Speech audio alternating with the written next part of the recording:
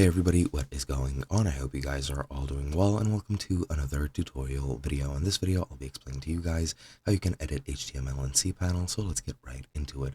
Now, cPanel does have a built-in HTML editor, and I'll be covering it through the official cPanel documentation because I myself do not have cPanel.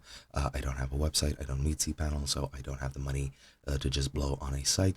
But yeah, I'll go through this and explain everything. So pretty much what you need to do is you just need to access your website files through the cPanel file manager. You go to your cPanel home after you log in, go to the file section, and then locate the file manager. Once you're there, you can browse all your directories and files, and you just need to open up any file you wish to, change or edit.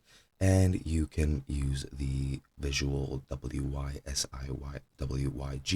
editor, which is an HTML editor, which is similar to, for example, Microsoft Word, or I don't know, Notepad++, or any other environment for coding in HTML. But yeah, you have the toolbar at your disposal, which has a lot of tools which you can use to make your job easier.